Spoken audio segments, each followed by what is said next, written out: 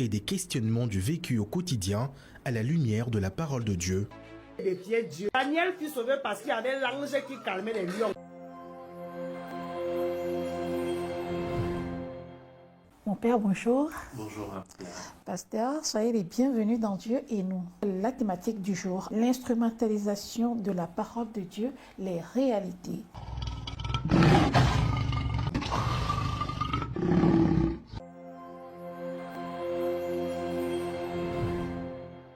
Un pasteur qui s'est donc fait dévorer par un lion. Selon vous, y a-t-il eu instrumentalisation du message de Dieu par hasard avec ce pasteur? Par rapport à cela, c'est qu'il voulait prouver peut-être une foi spectaculaire. Voilà.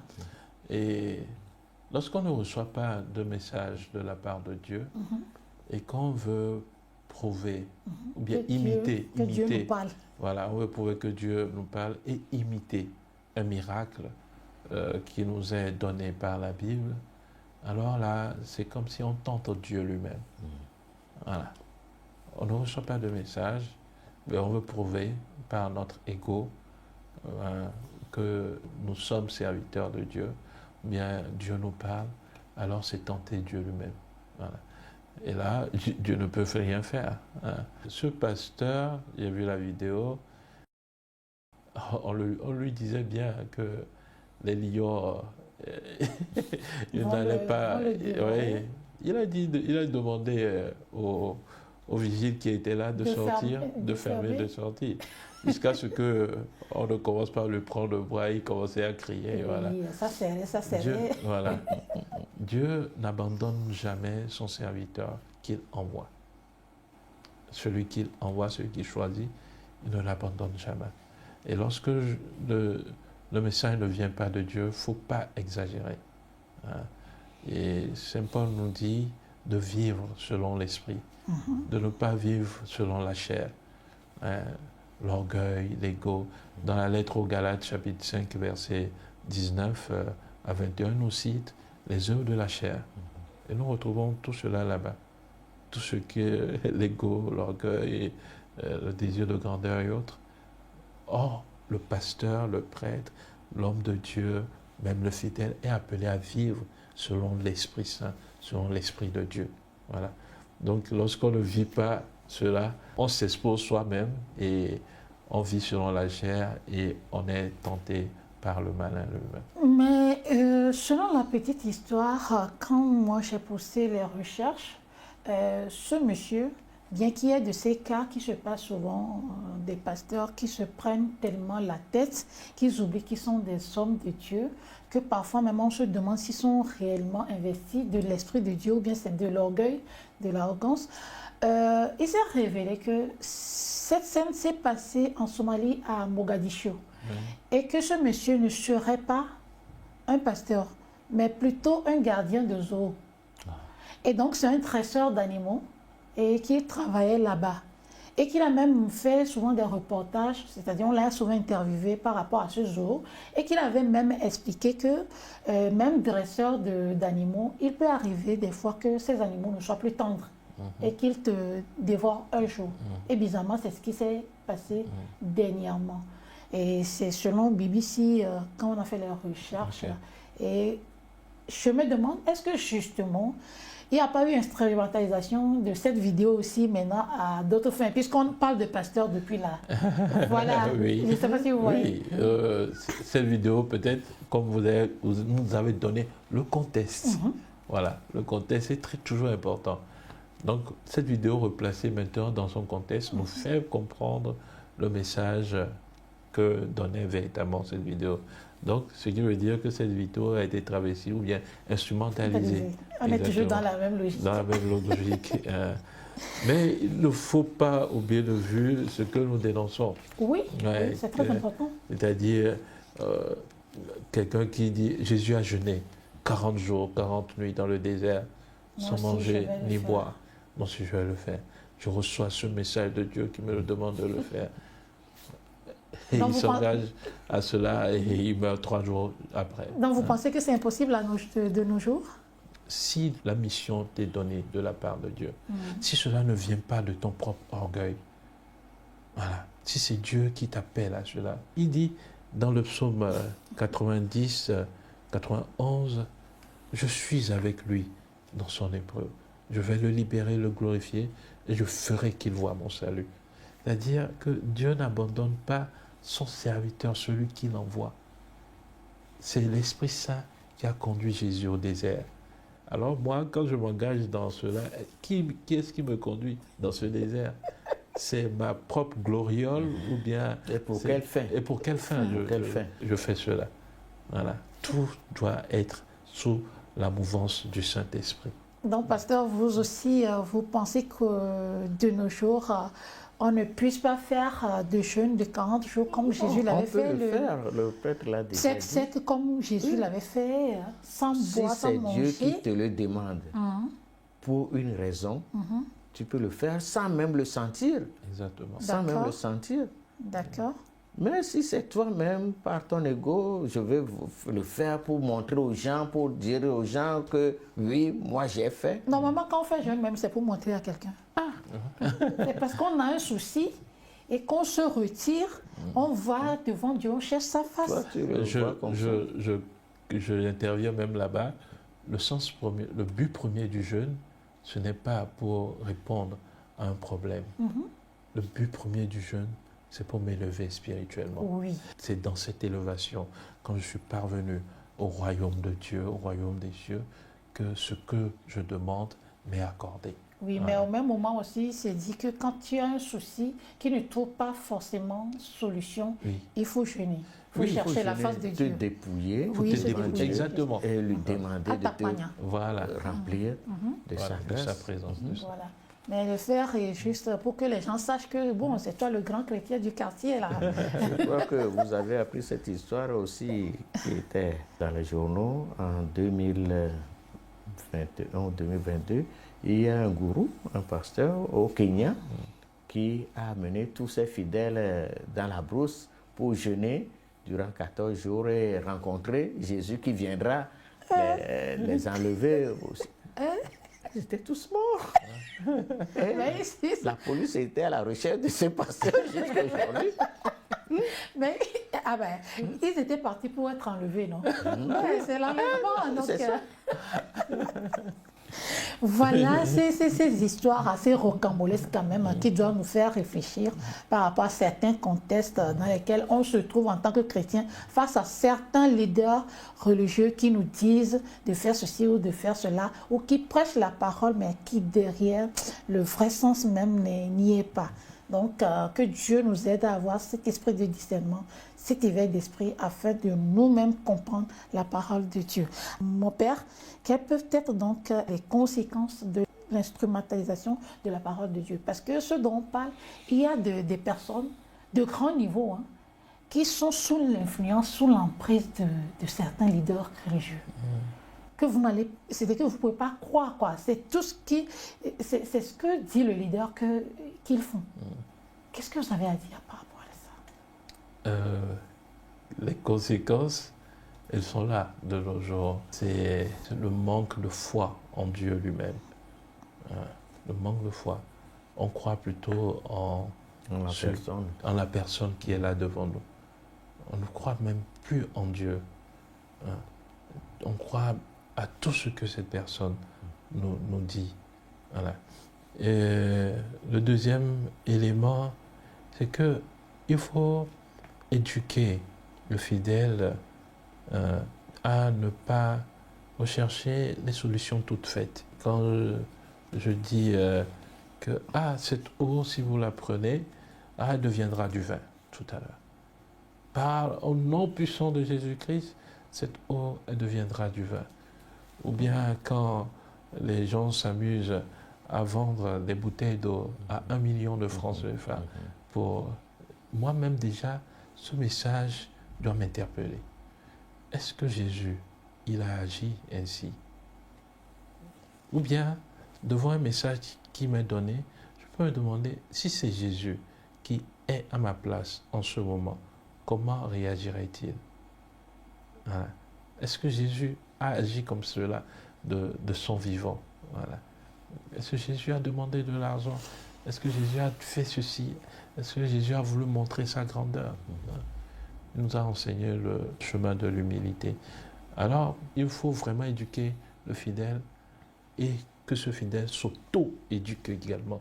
C'est très important, l'auto-éducation. Oui, mais qui va l'éduquer comme ça? Si par malheur, il se retrouve avec ce que vous appelez un gourou, lui, il ne va pas vouloir l'éduquer pour qu'il ne soit plus sous son emprise.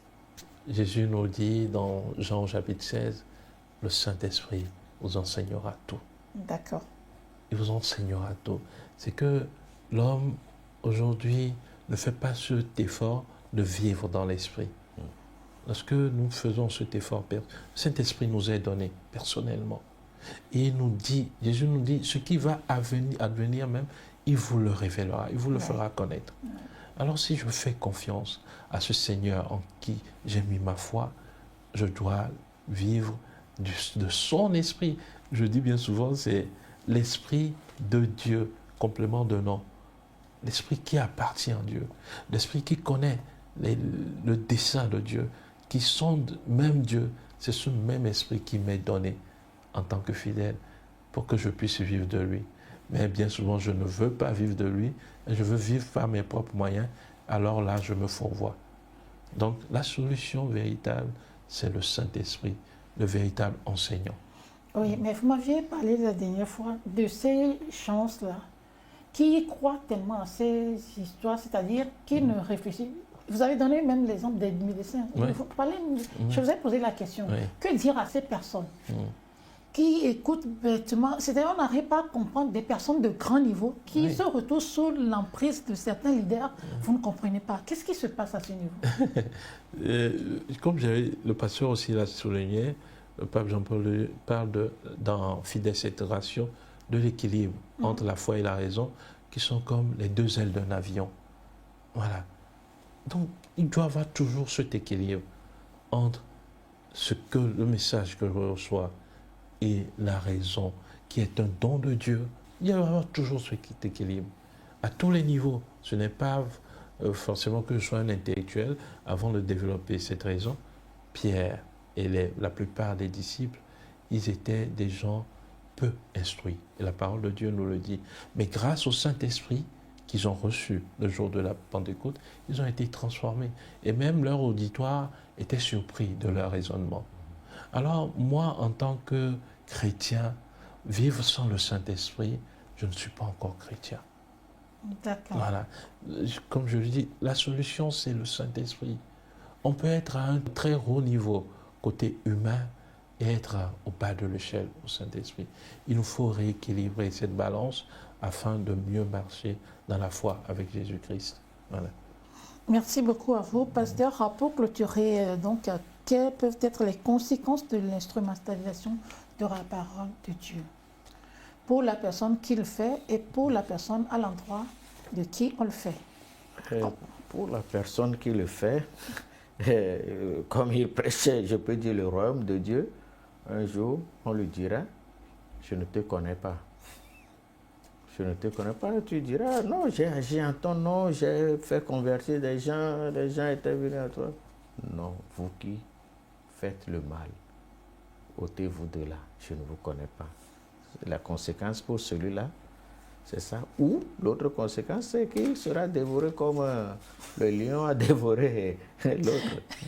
Maintenant, pour ceux qui sont manipulés ou sont instrumentalisés, ceux-là, ils sont victimes. Ils doivent aujourd'hui, surtout avec tout ce que nous avons aujourd'hui comme moyen qui peut instruire l'homme, il faut que l'homme essaie de voir clair, est-ce que ce qu'on me dit est faisable, ça donne la vie. Comme le Père l'a dit tout à l'heure, si Jésus était là, même s'il n'est pas là, dans son évangile, nous avons vu les actes qu'il a posés. Et nous-mêmes, nous pouvons comparer. On n'est pas nouveau converti tout le temps. On est nouveau converti durant un temps. Et après, on devient adulte dans la foi. Hein? Donc, il faut que nous ayons cet esprit de vouloir jauger ce qu'on nous dit. Pas perdre la foi. on a la foi, mais quand même avec notre raison, il faut qu'on arrive à scruter ce qu'on nous dit. La deuxième chose à laquelle nous devrions appeler nos fidèles, c'est ne pas courir derrière le miracle, le sensationnel. Et c'est ça qui fait que les gens deviennent des abrutis, parce qu'ils veulent des miracles, ils veulent des prodiges. Mais Jésus, on l'a appelé plusieurs fois pour faire des miracles et il a refusé. Il n'est pas magicien. Oui. Oui, oui. Et la parole de Dieu lui-même dit qu'il a accompli peu de choses là-bas. Hein, parce qu'on lui vient lui dire, fais ce miracle, fais ce miracle. Il dit, il est parti à autre part. Ce n'est pas pour cela qu'il est venu. Voilà, ce n'est pas pour cela. Pour finir le propos du pasteur, si vous le permettez, j'aimerais donner 4 points essentiels pour ceux qui sont manipulés. Hein. C'est un petit résumé de tout ce que nous avons dit. D'abord, il faut, par rapport à toute parole de Dieu qui nous est donnée, il faut le contexte dans lequel est livré ce message. Voilà. Il faut le contexte. Et ensuite, il faut se laisser conduire par le Saint-Esprit. Écouter le Saint-Esprit. Il faut écouter le Saint-Esprit. Il faut confronter également ce message qui nous est donné avec l'enseignement de l'Église. Il faut confronter vraiment cela. Et il faut se faire former. Il faut se faire former. Il faut se faire former. C'est très important pour nous aujourd'hui. Avec ces 4 éléments, je crois qu'on peut quand même être au-dessus de cette mêlée et vérifier le message. 4. Ça fait 4? Oui. D'accord. Contexte. Être conduit par le Saint-Esprit, se faire former et confronter le message à l'enseignement de l'Église. Alors, comment donc prendre la parole de Dieu pour ne plus tomber dans des dérives? Pasteur. Il faut se cultiver, ça c'est la première chose. Je suis à la maison, je prends ma Bible, je la lis. Sous le regard du Saint-Esprit, je prie, je demande au Saint-Esprit de m'éclairer. Et il m'éclaire. Et suite à cela, au moins je connais quelques rudiments. Ce que nous venons de dire jusqu'ici, parfois, pas parfois, pour la plupart du temps, quand les gens veulent manipuler, ils sortent les versets bibliques de leur contexte. Comme le Père l'a dit tout à l'heure. Et ils font dire à ces versets autre chose qu'ils ne disent pas. Mais si moi je lis à la maison, je lis tout le texte, je vois un peu quand le gourou va sortir ce verset de son contexte pour dire quelque chose. Même si je ne lui dis pas là-bas, après je peux l'approcher pour dire, papa, ce que vous avez dit aujourd'hui, j'ai compris, mais moi je pensais à telle chose. Et il saura que, il y a des gens éveillés. Il y a des gens éveillés. Je suis sûr qu'il va faire un petit débat pour toujours faire en sorte... mais se donner raison. Prochainement, avant de le faire, avant de le dire, il va y penser. Beaucoup avant de le dire. Il ne faut pas oublier que cette instrumentalisation est diabolique. Nous avons parlé tout à l'heure de Jésus dans le désert. Satan a sorti ces 3 tentations-là de la parole de Dieu. Oui. Et si tu es vraiment fils de Dieu. De la parole de Dieu. Et aujourd'hui, même en étalant le débat sur les psaumes qui sont sortis, qu'on sort de leur contexte, on vous dit que ce psaume va faire ceci, va faire du mal, ce psaume va faire... qu'on sort totalement du contexte et qu'on vous donne, et ce sont des effets contraires qui reviennent dans votre vie. Alors, c'est avec d'abord le contexte qu'il faut lire la parole de Dieu, avec le Saint-Esprit, et se laisser vraiment transformer. La parole de Dieu appelle à la conversion intérieure. Saint Paul nous dit dans la lettre aux Romains, chapitre 12, verset 2, « Renouvelez votre manière de penser, ne vous conformez pas au temps présent. Le chrétien est le sel de la terre, la lumière du monde. » Ce n'est pas simplement le pasteur, le prêtre, mais tout chrétien est appelé à cet éveil de conscience pour être sel de la terre et lumière du monde. Voilà.